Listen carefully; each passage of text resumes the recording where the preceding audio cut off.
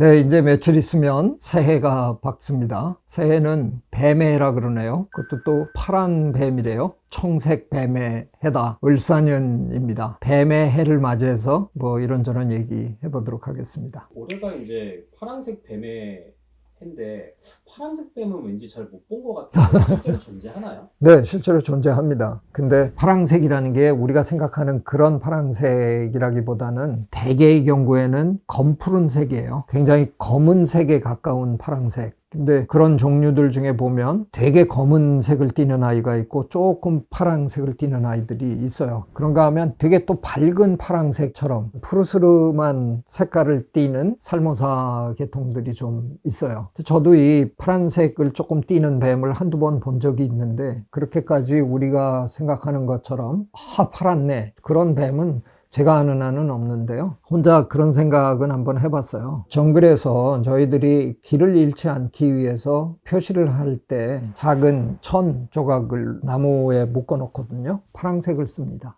노란색, 빨강색보다 파란색이 제일 좋아요. 노란색, 빨강색은 숲의 다른 여러 색깔들이랑 어울려가지고 때로는 잘 안 보여요. 근데 파란색은 숲에 적어도 정글 안에서 확실하게 눈에 띄는 색깔이에요. 그럼 만약에 뱀의 입장에서 굉장히 도드라진 색깔을 갖고 있다? 별로 유리할 것 같지 않아요. 뱀이 다른 동물을 잡아먹어야 되는데 대개의 경우에는 뱀은 우리가 영어로 얘기하면 sit and wait predator라고 부르거든요. 가만히 앉아서 기다리는 스타일. sit and wait predator의 가장 대표적인 게 거미예요. 대부분의 거미는 거미줄 쳐놓고 거기서 기다리는 거잖아요. 그러니까 걔네들에게는 길목이 굉장히 중요한 겁니다. 장사 잘 되는 길목에다가 거미줄을 쳐야 되는 거죠. 뱀도 거의 비슷해요. 뱀이 막 다른 동물을 쫓아가서 덮치는 건 아니거든요. 뱀은 또아리를 딱 틀고 가만히 있다가 사정거리 안에 들어오면 그때 이제 덮치는 건데 이게 파란색이면 숲속에서 너무 눈에 띄는 색깔일 것 같아요. 그래서 사실상 뱀이 띄는 색깔 중에 제 생각엔 제일 없는 색깔이 파란색일 것 같아요. 뱀의 해는 12년마다 돌아오는 거잖아요. 근데 매 12년마다 뱀의 해는 아니잖아요. 다른 색깔의 뱀해와 파랑 뱀의 해는 좀 의미가 다른 건가? 그런 생각을 하게 되네요. 훨씬 귀하고 어떻게 보면 훨씬 힘들고 이게 너무 눈에 띄는 뱀인데 그러면 그 해에 만약에 운세를 한번 생각한다 그러면 좀 독특한 해가 아닐까? 그런 생각이 드네요. 눈에 띄지 않게 조심해야 되겠군요. 일반인 입장에서 독이 있는 뱀과 독이 없는 뱀을 구분할 수 있는 쉬운 방법 같은 게 있을까요? 제일 쉬운 방법은 독이 있는 뱀은 턱을 가지고 있다는 거죠. 머리가 되게 삼각형 모양으로 그래서 앞은 뾰족한데 턱이 있는 여기가 이렇게 두툼하게 이렇게 돼 있는 그 대체로 독사들의 모습이 그렇거든요. 그것만 가지고는 안 됩니다. 모든 독사가 다 그렇지는 않거든요. 열대에 있는 산호뱀이라든가 이런 것들은 매끈하게 생겼는데도 굉장히 독이 강하거든요. 저는 뱀을 그렇게 썩 무서워하는 편이 아니라서 가끔은 숲속에서 제가 뱀을 이제 손으로 잡는데 조심스럽게 접근해서 목 뒤를 잡으면 되거든요.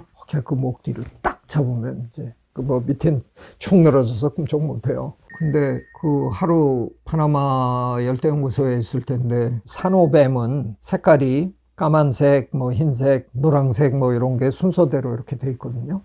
근데 좀 색깔이 달라요. 그래서 얘는 산호뱀이 아니구나. 그리고 손으로 잡으려고 그러다가 갑자기 좀 기분이 이상해가지고 마지막 순간에 제 잠자리채를 꺼내서 그걸로 이렇게 떴어요. 생물학자들이 마초 흉내를 되게 내고 싶어 하는데 제가 그러는 거가 상상이 잘 안 되시겠지만 그리고 내려와가지고 그날따라 사람들이 여럿이 놀러 왔더라고요. 그래서 그 앞에서 이제 마초 생물학자 짓을 하려고 그 뱀을 이제 꺼내려고 그랬는데 도마뱀 연구하는 캘리포니아 대학에서 온 녀석이 옆에 와가지고 좋은 산호뱀 잡았네? 이 산호뱀 아니잖아. 여기 색깔 패턴이 다르잖아. 요즘 그 패턴 자꾸 헷갈려. 산호뱀이었어요. 그거 잘못 잡으려다가 제가 물렸으면 산호뱀에 제대로 물리면 목숨을 잃을 수 있죠. 그런 짓은 하시면 안 됩니다. 물론 우리나라에는 살모사 빼고는 그렇게 독한 뱀은 없는 걸로 알려져 있지만 하도 요즘은 이상한 동물들을 사람들이 자꾸 밀수입을 자꾸 하는 세상이다 보니까 뭐 별의별 걸 다 갖고 들어와다가 걸리고 그런다면서요. 그 사람들이 조금 또 키우다가는 풀어주잖아요. 우리나라 사냐에 뭐가 있을지 장담 못합니다. 그래서 뱀은 함부로 만지지 마십시오. 교수님, 뱀이 생태계에서 하는 역할이 뭐 어떤 게 있을까요? 뭐 아무래도 뱀은 기본적으로 포식자니까 생태계에서는 최상위권에 있는 포식자 역할을 하는 거죠. 제가 열대에서 만난 뱀들은 하나 큰 먹이를 먹고 나면 거의 한 달 정도 안 움직여요. 한 곳에 이렇게 탁 앉아서 쉽니다. 그럴 때 보면 최상위권 포식자로서의 포스가 느껴집니다. 제가 뱀길에서 뱀에 대한 약간 감정이 남다른데 그런 여유로움 뭐 이런 게 남달라 보입니다. 이게 뭐 최상위 포식자라고 하더라도 그래도 그 한 달 동안 그냥 먹고 가만히 있으면 그 자체가 사실은 되게 생태계에서 리스크일 수도 있잖아요. 네, 뱀을 또 노리는 자들이 있는 거니까요. 제가 열대에서 만져본 몇몇 뱀들 중에는 좀 안 된 뱀도 있었어요. 뱀은 비늘로 덮여 있잖아요. 다음 비늘하고 요 틈새에 빼곡히 진드기가 박혀 있는 뱀을 본 적이 있거든요. 너무 안타까웠어요. 제가 한참을 뜯어줬는데 풀어주면서 되게 마음이 아팠던 기억이 납니다. 물론 뱀을 잡아먹는 뱀 위에 또 포식자들이 종종 있기도 하고 뱀도 다른 모든 동물이 다 겪는 것처럼 뱀을 괴롭히는 기생생물들이 또 있는 거죠. 자연계의 최상위권 포식자라고 해서 그들을 괴롭히는, 그들을 공격하는 존재가 없는 건 아닙니다. 남극이나 북극 빼고는 어느 나라나 뱀이 있는 것 같은데 어떻게 뱀이 전 세계에 이렇게 다 고르게 발견될 수 있을까요? 뱀은 수영을 잘합니다.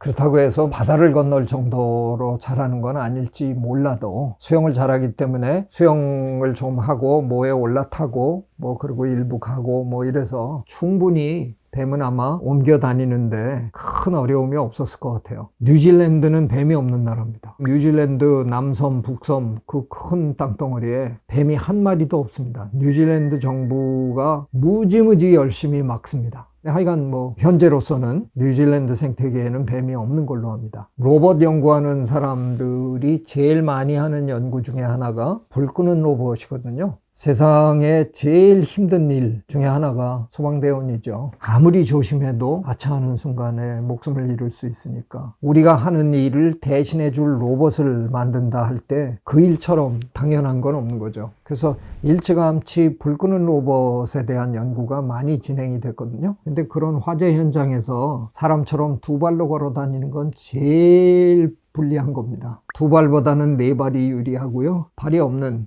게 제일 유리합니다. 지금 불 끄는 로봇 중에 제일 각광을 받는 로봇은 뱀처럼 생긴 로봇이에요. 뱀은 못 갈 데가 없거든요. 어디든. 유일한 저거는 아마 뱀은 아무래도 변온 동물이다 보니까 기온이 너무 낮은 곳에서는 견뎌내지 못하는, 기온 빼고는 아마 뱀이 가지 못할 곳은 없다. 그래서 아마 전 세계의 거의 모든 곳에, 북극, 남극을 제외한 거의 모든 곳에 뱀이 다 존재하는 거죠.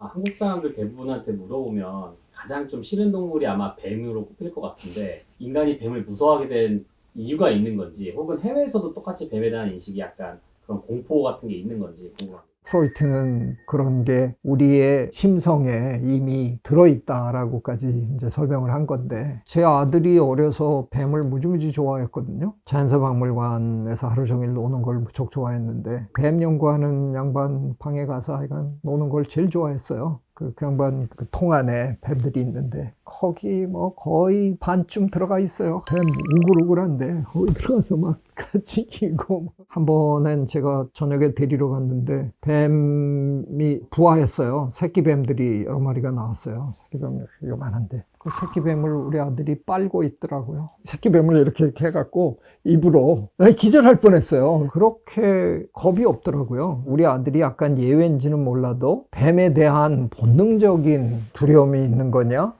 그건 전 논쟁의 여지가 있다고 봐요. 그 뱀이 어떤 사람들은 진해 같은 동물에서 다리가 태화해서 뭐 그렇게 됐다라는 설이 있는데 정확하게는 뭐 어떻게 된 건가요? 그건 뭐 아직은 정확한 정설은 없어요. 정설이라고 얘기할 건 없는데 진해는 아닌 것 같고요. 뱀하고 도마뱀 중간쯤으로 보이는 그런 화석들도 나타나고 이런 걸로 봐서는 진해같이 발이 여러 개 있는 데서 없어진 거라기보다는 발 4 달린 동물에서 없어진 걸로 보입니다. 현재까지의 화석 증거에 보면 뱀은 다리가 있다가 없어진 걸로 보입니다. 한국에서는 이제 뱀보다는 구렁이라는 게 훨씬 더 많이 등장하는 것 같은데 뱀이랑 구렁이는 정확하게 어떻게 다른가요? 구렁이는 그냥 뱀의 한 종이에요. 우리 조상님들이 표현을 아마 구렁이 담 넘어갔단다 뭐 이런 식으로 해서 했을 뿐이지 구렁이하고 뱀하고 다른 건 아니죠. 그리고 구렁이가 대개 농가 근처에서 많이 살았기 때문에 아마 우리 조상들에게 가장 익숙한 뱀이었을 거예요.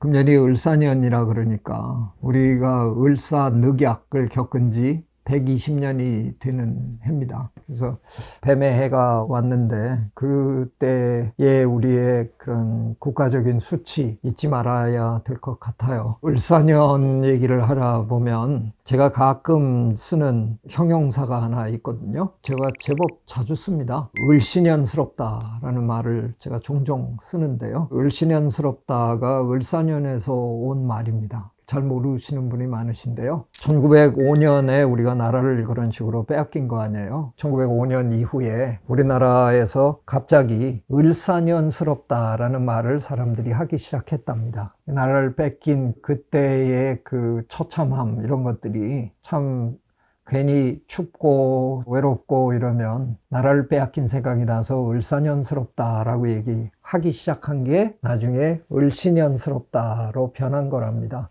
저도 처음에 을신연스럽다라는 얘기를 혼자 하면서 잘 몰랐는데 몇 년 전에 우연히 어디서 읽은 거거든요. 을신연스럽다 하는 표현이 생각해보면 참 딱 들어맞는 표현이잖아요. 나라를 빼앗긴 그런 감정, 그런 걸 표현하는 형용사로 참 그럴듯하다라는 느낌이 또 듭니다. 제가 조금 전에 얘기 드린 것처럼 뱀 중에 파랑색을 띈다는 게 참 독특하다는 생각이 들거든요. 뱀도 대체로는 작은 생태계의 최상위권 포식자이긴 하지만 새들 중에서 뱀을 잡아먹는 새들도 있고 뱀을 덮치는 두꺼비도 있고 뭐 뱀이라고 안전한 건 아니잖아요. 그런 차원에서 보면 파랑색을 띈다는 거는 자기의 몸을 은닉하는 차원에서는 굉장히 불리한 색깔이라는 뜻이거든요. 그럼에도 불구하고 왜 그 많은 색깔의 뱀 중에 내년은 파랑색 뱀의 해일까? 제가 뱀띠인데 우리 다른 뱀띠 동지 여러분, 내년엔 나쁜 짓 하더라도 좀 들키지 마시고요. 좋은 일만 많이 있기를 바랍니다.